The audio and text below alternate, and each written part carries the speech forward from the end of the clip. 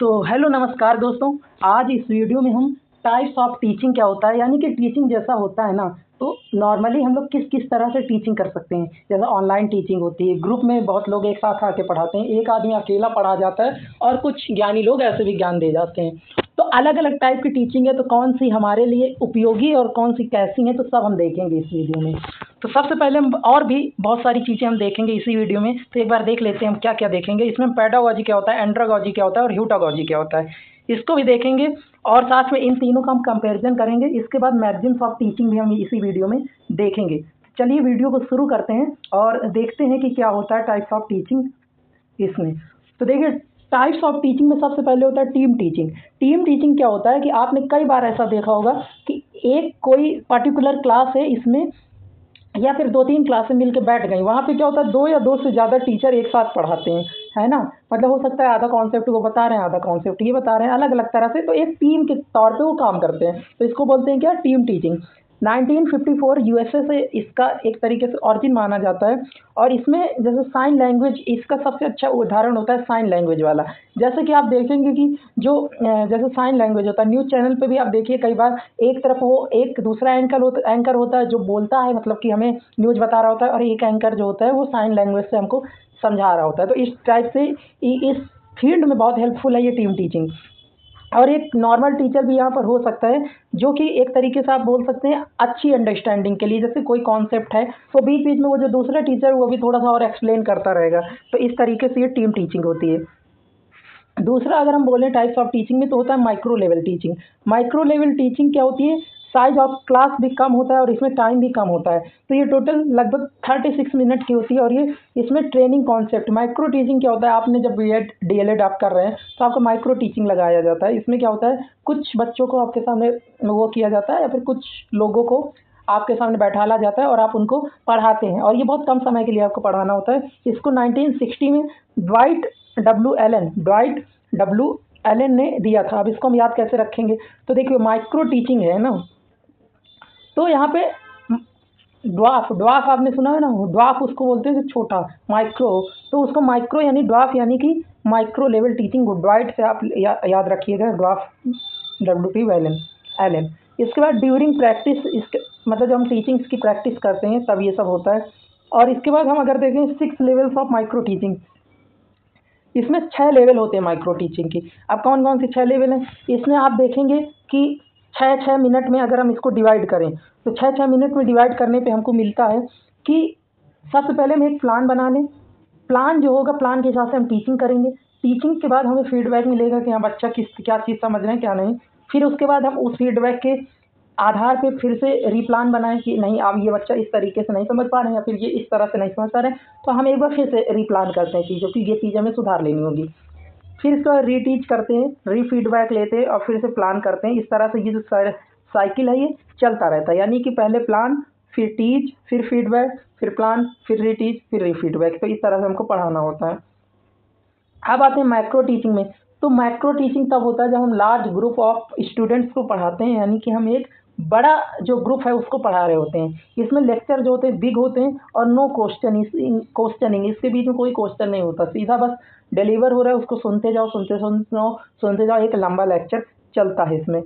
इसके बाद होता है साइमुलेटेशन टीचिंग। साइमुलेटेशन टीचिंग क्या होता है, ये लर्नर सेंटर्ड टीचिंग होती है। इसमें साइमुलेटेशन मीन्स होता है इमिटेशन, इमिटेशन यहाँ पर होता है, और लर्नर सेंटर्ड टेक्निक इसमें अपनाई जाती है।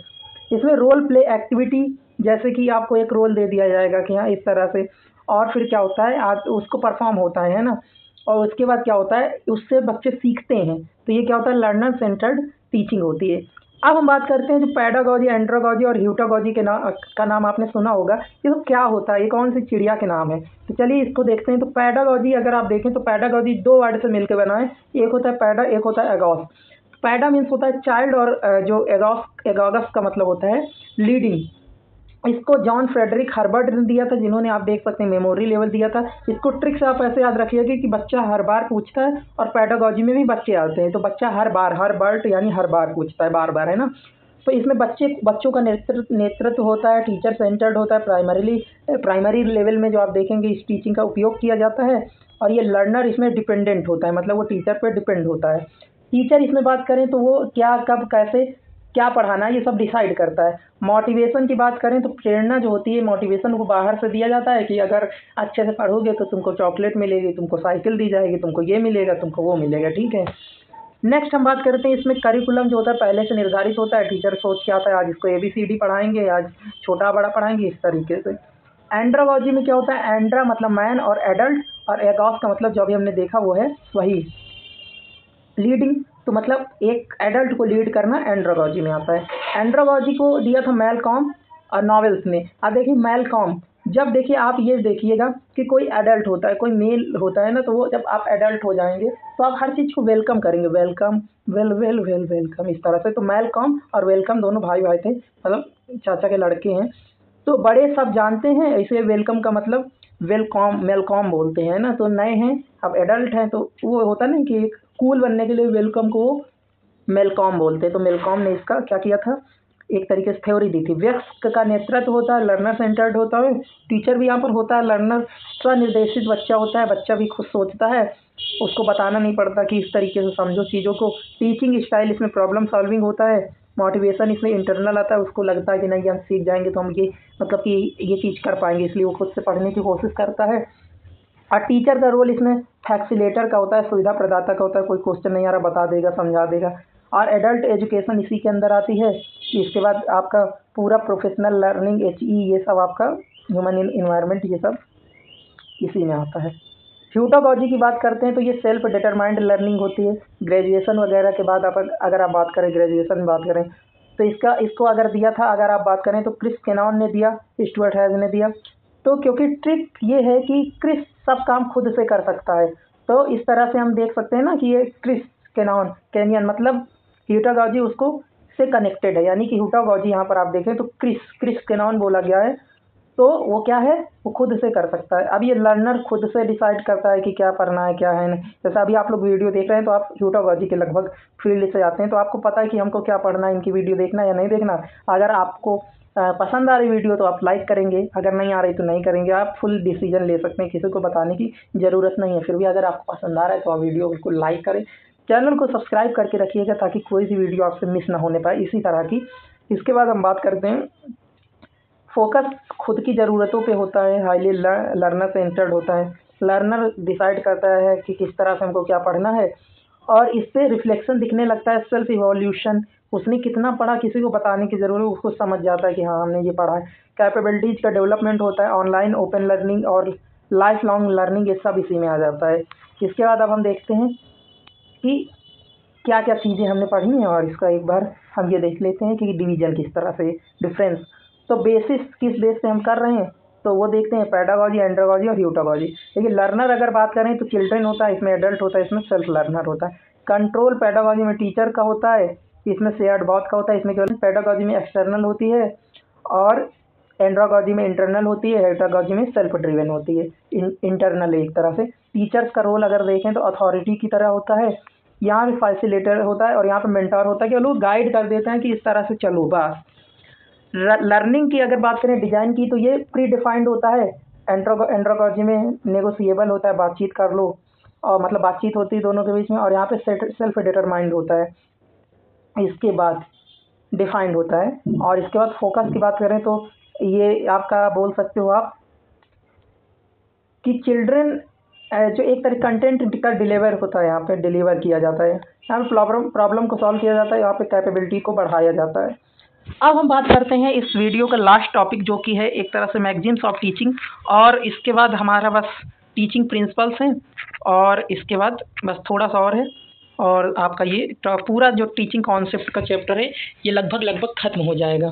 तो आपको अगर वीडियो पसंद आ रही है और ऐसी सीरीज आपको चाहिए तो आप वीडियो को लाइक कीजिएगा। अब हम पढ़ते हैं मैगजीन्स ऑफ टीचिंग, शिक्षण सूत्र। ये क्या है, जैसे आप पढ़ाने जा रहे हैं तो क्या चीज़ होनी चाहिए, आपको कहाँ किस तरह से पढ़ाना चाहिए, उसके बारे में ये बात होती है।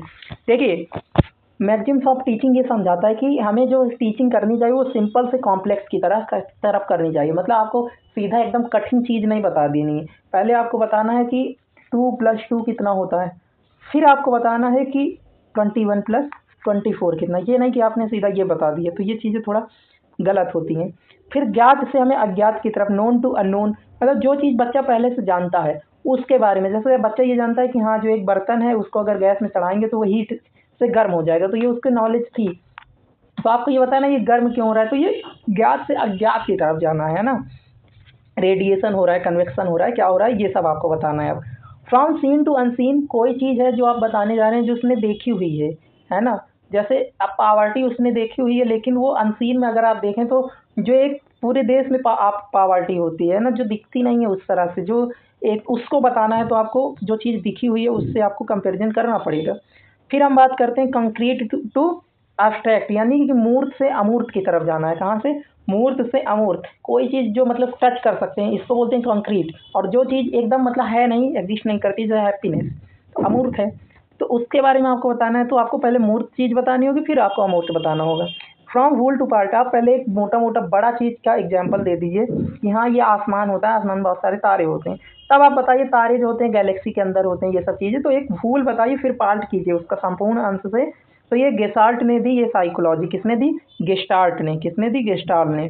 चलिए इसके बाद इनडेफिनाइट टू डेफिनाइट, अनिश्चित से निश्चित की ओर, जैसे कि, और जनरल टू पार्टिकुलर। इसको हम ऐसे बोल सकते हैं कि आपने पहले ये बता दिया कि हाँ एक तरीके से कि जो आसमान में है अनगिनत तारे हैं, फिर आप उसको बताना शुरू करते हैं कि नहीं, और ऐसे बोल दीजिए कि पृथ्वी बहुत साल पहले, तो ये क्या है कि अनडेफिनाइट है, इनडेफिनाइट। फिर आप उसको याद कराइए कि हाँ इस तरीके से ये चीज़ हुई थी तब पृथ्वी बनी, एक एक मतलब कि कितने ईयर हो गए, कितने, ये सब चीज़ें होती हैं, ठीक है।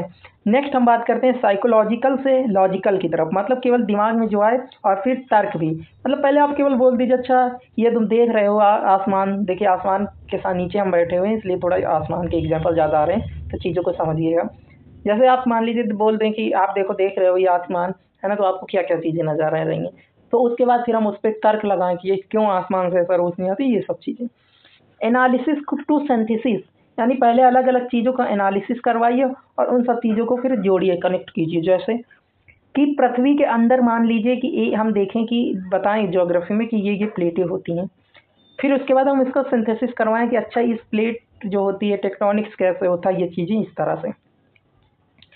फॉलो द नेचर, तो प्रकृति का पालन करें। प्रकृति का पालन यहाँ पे क्या है कि एक तरीके से जो भी एक नेचर है उसको हम नहीं चेंज कर सकते, यानी कि हमको पता है कि एक तरह से कि नींद में पढ़ाई नहीं हो सकती है ना, तो ये एक प्राकृतिक चीज़ है, तो उसको हम कंप्लीट कर रहे हैं। ऐसा नहीं कि हमको ये पता है कि हाँ कोई बच्चा छोटा है तो उसको हम ये ना करें कि 10th की उसको क्लास की कोई चीज़ बताने लगे या वो उसको समझाने लगी, तो प्राकृतिक जो चीज़ है उसके एक तरीके से अलग नहीं कर सकते। ट्रेनिंग ऑफ सेंसेस, ज़्यादा से ज़्यादा आप उसका जो इंद्रियां उनका यूज करवाइए, आँख और कान, मतलब कि कोई और पढ़ाने में हम कर सकते हैं कि चीज़ों को दिखाएं सुनाएं ज़्यादा, तो वो चीज़ें ज़्यादा याद रहती हैं। इसको दिया था मॉन्टेसरी एंड फ्रेबेल ने, किसने सपोर्ट किया था, मॉन्टेसरी एंड फ्रेबेल ने, किसने सपोर्ट किया था, मॉन्टेसरी एंड फ्रेबेल ने। तो ये उन्होंने बताया था कि ये सेंसेस का ज़्यादा से ज़्यादा यूज। तो फ्रेबेल, बॉल होता है फ्रेबेल, तो आप ऐसे फ्री अपना हाथ रखिए और ऐसे पूरा एक तरह से सेंस कीजिए हर चीज़ों का, तो क्या है वो फ्री करके हाथ और उसको सेंस कर,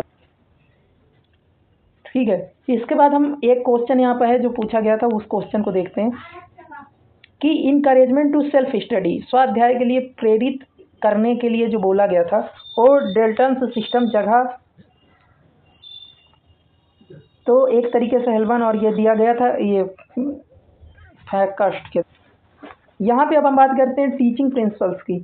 टीचिंग प्रिंसिपल वो है जो सिद्धांत जो हमें मेनली यूज करने चाहिए कि एक मतलब टीचिंग करते वक्त कि हाँ ये चीज़ें ज़रूर होनी चाहिए। वो क्या, प्रिंसिपल ऑफ मोटिवेशन ये बोलता है कि बच्चा बिना मोटिवेशन के नहीं पढ़ सकता, या फिर टीचर और बच्चे दोनों को मोटिवेशन की ज़रूरत होती है। जैसे एक बच्चा है उसको आप मोटिवेट कीजिए, जब वो क्वेश्चन लगा ले तो उसको बताइए कि हाँ ये बहुत अच्छा किया तुमने और ये करोगे तो ये चीज़ें लाभ होंगे। तो ये, और टीचर को भी मोटिवेशन चाहिए होता है, जैसे कि अगर आप ये चैनल है आप इसको लाइक करें सब्सक्राइब करें तो हमें भी मोटिवेशन मिलेगा। और बच्चा अगर अच्छे से पढ़ता है, अच्छे से उसको समझ में आ रही चीज़ें, तो टीचर को भी मोटिवेशन मिलता है कि हाँ, तो ये होता है मोटिवेशन का प्रिंसिपल। प्रिंसिपल ऑफ एक्टिविटी ये बोलता है कि लर्निंग बाय डूइंग, मतलब कि अगर हम एजुकेशन के बीच बीच में चीज़ों को करवाते रहें पढ़ाते पढ़ाते, तो वो चीज़ें और लंबे समय तक याद होती हैं और रिटेन हो पाती हैं। प्रिंसिपल ऑफ डेफिनाइट एम, यानी कि एक निश्चित एम होना चाहिए, ये नहीं कि आज ये पढ़ा रहे हैं इसका कोई मतलब ही नहीं है क्या पढ़ाया दे रहे हैं, मतलब कुछ भी कुछ भी मतलब बहुत सारे टीचर होते हैं, कुछ ऐसे ही उल्टी पुल्टी कहानी सुनाते रहते हैं, पता नहीं क्या होता है। आपके भी अगर कोई क्लास में थे तो बताइएगा। Principle of recognisation, recognising individual difference, ऐसा होना चाहिए कि मतलब कि आपके अंदर कि आप डिफरेंस को पहचान पाएँ कि हाँ ये बच्चा अलग है थोड़ा, तो इसको हम थोड़ा सा डिफरेंट टाइप से डील करेंगे। प्रिंसिपल ऑफ सिलेक्शन, चयन का सिद्धांत, चीज़ें बहुत चुनकर पढ़ाया जाए, ये नहीं कि कुछ भी पढ़ा दे रहे हैं, जो एग्जाम में आता नहीं वो भी पढ़ा रहे हैं, तो ये चीज़ होती है। प्रिंसिपल ऑफ प्लानिंग, प्लानिंग ठीक से होनी चाहिए कि हाँ इस टाइम पे हमारा जो सिलेबस है, ये जो चीज़ें हैं, ये चीज़ें खत्म हो जाएंगी, वरना ऐसे ही पढ़ाते रहेंगे 2-2 साल तक। विभाजन का सिद्धांत ये है कि प्रिंसिपल ऑफ डिवीजन के बोलता है कि जो मेनली हमारा जो सिलेबस है कि और एक तरीके से किस क्लास के लिए हमको क्या चीज़ें इनफ है और क्या चीज़ें हमको छोड़नी है, क्या चीज़ें पढ़ानी है। प्रिंसिपल ऑफ रिवीजन, हमको समय समय पर रिवीजन करते रहना चाहिए और करवाते रहना चाहिए, दोनों के लिए है। ये देखिए जो प्रिंसिपल ऑफ टीचिंग है ना, ये आप अगर आप एज ए स्टूडेंट भी अपने से जोड़ना चाहें तो आप अच्छे से कर सकते हैं। Principle of creation and recreation, यानी कोई भी चीज़ आपको बताई गई है तो आप उससे नई चीज़ें क्रिएट करें और उससे क्या करें कि नई नई चीज़ों को उसी नॉलेज से बनाने की कोशिश करें। जैसे आपने एक बार तुकबंदी पढ़ ली, राइम्स पढ़ ली, तो आप उससे पोएट्री लिखिए, नया है, कुछ क्रिएट कर रहे हैं। प्रिंसिपल ऑफ डेमोक्रेटिक डीलिंग, सबकी बात सुनी जाए, बच्चा ये नहीं कि कुछ गिने चुने जो आगे बैठते हैं, एकदम होता नहीं है कि आपकी भी स्कूल में शायद होता रहो, आगे की जो 2-3 क्लास है उन्हीं का बस सुना जाएगा, बाकी सब पीछे बैक बेंचर थे तो वो बने रहे, उनका कोई दिक्कत नहीं, तो ये गलत चीज़ होती है। इसके बाद principle of linking with actual life, एक ऐसा होना चाहिए कि हमको लिंक करें हम किससे, एक्चुअल लाइफ से। तो अब मनोवैज्ञानिक इसी जो ये प्रिंसिपल्स दिए गए हैं, इन्हीं में से कुछ को क्या बोल दिया गया है, मोटिवेशनल एंड इंटरेस्ट के बेस पे जो एक तरीके से साइकोलॉजिकल प्रिंसिपल्स हैं उनको अलग किया गया है। तो वो क्या है, principle of motivation and interest, ये एक साइकोलॉजिकल है क्योंकि माइंड के साथ जुड़ा हुआ है ना, कि मोटिवेशन कहाँ पे आएगा, माइंड में आएगा, इंटरेस्ट कहाँ पे आएगा, माइंड में आएगा। जब तक आपके माइंड में इंटरेस्ट नहीं है देन कुछ नहीं हो सकता। प्रिंसिपल ऑफ रिक्रिएशन भी एक तरह साइकोलॉजिकल प्रिंसिपल है। रिक्रिएट जब आप करते हैं तो आप कहाँ से, माइंड से करते हैं, या आपका साइकोलॉजी कैसी आप उससे के हिसाब से करते हैं। कोई वही एटॉमिक स्ट्रक्चर सीख के बम बनाता है, कोई वही एटॉमिक स्ट्रक्चर सीख के रिन्यूएबल एनर्जी बनाने में काम करता है, तो अलग अलग चीज़ें हैं। इसके बाद principle of repetition and exercise, ये भी आपका एक साइकोलॉजिकल है। कई लोगों को रेपिटेशन करने में दिक्कत होती है, कई लोगों को एक्सरसाइज लगाने में दिक्कत होती है, कई को मतलब होता है नॉर्मली ये चीज़ होती है कि रिवाइज करने में दिक्कत होती है, तो ये चीज़ें होती हैं। चलिए नेक्स्ट है कि principle of sympathy and cooperation, ये मतलब कि एक तरीके से हमें सिंपैथी दिखानी चाहिए, कोऑपरेट करना चाहिए एक दूसरे से।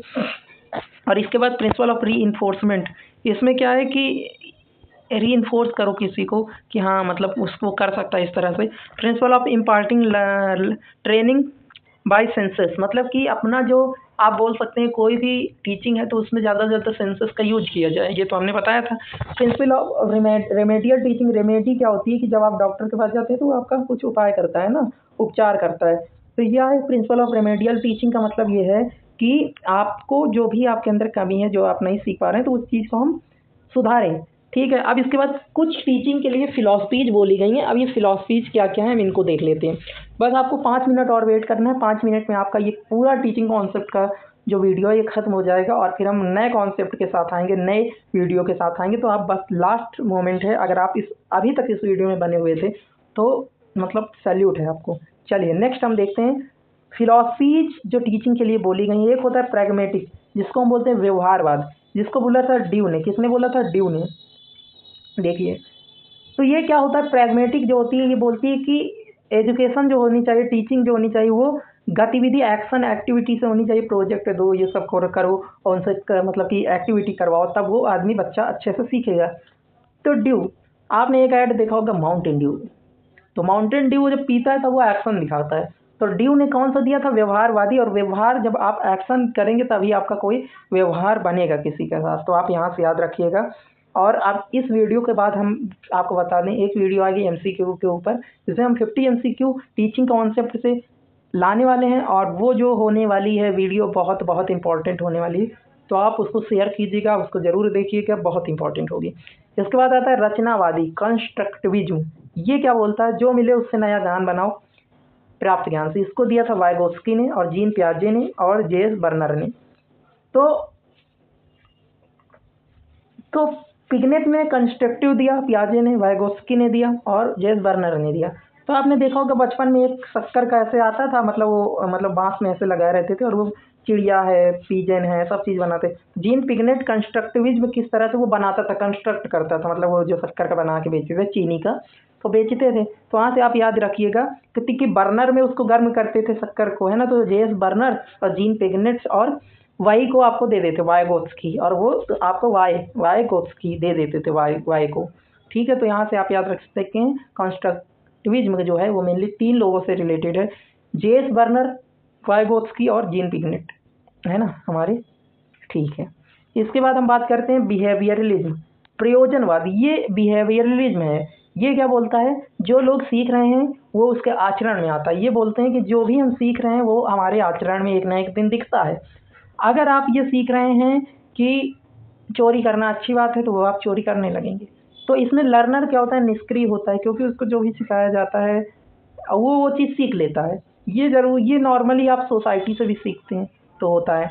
तो बीएफ स्किनर इसके समर्थक हैं और एल थॉर्नडाइक भी इसके समर्थक हैं। ट्रिक आप ऐसे याद रखिएगा कि आपकी स्किन ऐसे कोई टच करे, स्किनर ने दिया ना, तो स्किन कोई टच करे तो आपके ठंडर एकदम बिजली ऐसी होती है और आपके बिहेवियर तुरंत, मतलब बिहेवियर में वो चीज़ दिखेगी। तो आप यहाँ से याद रखिएगा।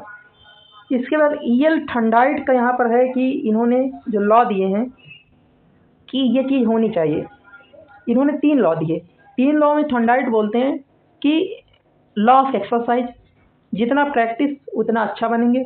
दूसरा लॉ ऑफ इफेक्ट, जैसा होगा उस जैसा आप करेंगे उसका वैसा इफेक्ट दिखेगा। और लॉ ऑफ रेडीनेस, मतलब कि आपके सामने, लॉ ऑफ रेडीनेस ये बोलता है जब भी आपको जो सीखने वाला है तो उसको हमेशा सीखने के लिए रेडी होना चाहिए। तो law of exercise, law of effect और लॉ ऑफ रेडीनेस ये किसने दिए हैं, ईएल थॉर्नडाइक ने। ठीक है, तो ईएल यहाँ पे आ रहा है तो एल से लॉ आप याद रखिएगा इनके लॉ। आदर्शवादी की बात करें तो इसमें प्लेटो थे। प्लेटो आदर्शवाद की बात करते हैं कि एकदम अच्छा ऐसा टीचर हो। रूसो की, वो रशियन बोलते हैं प्रकृतिवादी, पूरी तरह से नहीं, पर ये दर्शन और एजुकेशन से रिलेटेड हैं दोनों से। तो वो मेनली बोलते हैं जिस तरह प्रकृति में स्टेट थी वहाँ पर चलो, इन मॉडर्न एज अच्छी नहीं है। इसके बाद 3 तरह से अलग अलग तरह से टीचिंग होती है, वेज ऑफ टीचिंग। तो कौन कौन किस तरह से ये टीचिंग हो सकती है ये हम देखते हैं, और बस ये लास्ट पेज है, इसके बाद आपका ये टॉपिक खत्म हो गया है। तो यहाँ पर अगर आप देखें वेज ऑफ टीचिंग में, तो आप देखेंगे कि 3 तरह की जो टीचिंग है उसमें होता है, सबसे पहले एक होता है ऑटोक्रेटिक अप्रोच, जिसमें क्या होता है टीचर ऑटोक्रेट की तरह तानाशाह होता है मेनली, उसको जो पढ़ाना है वो पढ़ाएगा। और ये एक मेनली आप पैडागॉजी टाइप में देख सकते हैं। पैडागॉजी में कभी बच्चा कहता है क्या, एक प्राइमरी का बच्चा, नहीं सर जी आज हमें मतलब 2 का पहाड़ा सिखा दो, नहीं सर जी हमका आज छोटा बड़ा, वो तो टीचर जानता है ना, उसको तो पता भी नहीं शुरुआत में कि बच्चे को कि छोटा बड़ा होता क्या है, तो ये अपने अकॉर्डिंग पढ़ाता है। डेमोक्रेटिक अप्रोच क्या होता है, सबसे पूछकर, सब स्टूडेंट की राय से, स्टूडेंट सेंट्रिक। टीचर गया, उसने पूछा और बच्चों बताइए कि आज आप, वो 3-4 चैप्टर अपना लेके गए, पूछते हैं कि आप क्या चीज़ इनमें से पढ़ना चाहेंगे, या फिर कौन सी चीज़ें ऐसी जो आप में से किसी को, मतलब सबको ज़्यादातर नहीं समझ में आई, तो वो एक सबसे पूछकर राय से कराई जाती हैं चीज़ें। लेसन फेयर में क्या होता है कि मुफ्त एकदम, मतलब फ्री, ये होता है रिफ्लेक्टिव लेवल। इसमें स्टूडेंट अपने हिसाब से देखते हैं और स्टूडेंट मुक्त होते हैं, जो भी पढ़ना है अपने हिसाब से देखेंगे। जैसे अभी आप लोग का मन है, अभी आप लोग एजुकेशन पढ़ रहे हैं, अभी आप लोग का मन करेगा पॉलिटी पढ़ लेंगे, जब मन करेगा आपका हिस्ट्री पढ़ लेंगे, जब मन करेगा करंट अफेयर पढ़ने लगेंगे। तो कोई आपने वो थोड़ी ना किया कि जब एक ही चीज़ ये पढ़ना है, ठीक है, तो ये चीज़ होती है। पार्टिसिपेटिव अप्रोच ये बोलता है कि प्रतिभागी दृष्टिकोण, मतलब सबका प्रतिभाग आवश्यक है। डायनेमिक अप्रोच बोलता है कि चेंज कर के पढ़ाओ, ये नहीं कि वही घिसी-पिटी एक तरह से कविता पढ़ाते थे 10 साल पहले भी उसी तरह पढ़ाते थे, 10 साल बाद भी उसी तरह पढ़ा रहे हैं। स्टैटिक टीचिंग वो होती है जैसे कि कुछ चीज़ें ऐसी होती हैं, असाइनमेंट वगैरह में आप देखिएगा इसमें कम समय लगता है, लेकिन कुछ जिस तरीके से पहले आज के 10 साल पहले असाइनमेंट बनवाए जा रहे थे प्रोजेक्ट में सेल का बना लेना एक चित्र, उसी तरह अब भी बन रहा है।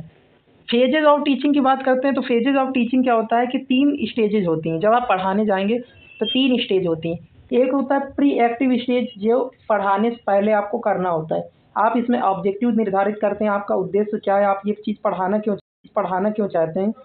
फिर आप एक लेसन प्लान बनाते हैं कि हाँ ये चीज़ पढ़ाने के लिए हमको क्या क्या चीज़ें हैं। फिर आप टीचिंग स्टाइल सोचते हैं कि हम किस तरह से पढ़ाएंगे जाके।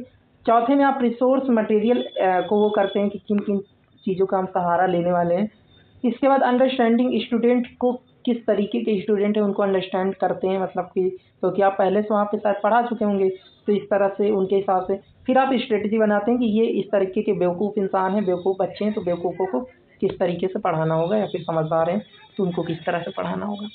इंटरैक्टिव स्टेज में क्या होता है, बच्चों से हम मिलते हैं और इसके बाद हम अपना सबसे पहले डिलीवर करते हैं लेसन को। इसको इम्प्लीमेंटेशन स्टेज भी बोलते हैं, क्योंकि आपने जो अभी तक प्लान वगैरह बनाए हैं अब आप उसको इम्प्लीमेंट करेंगे।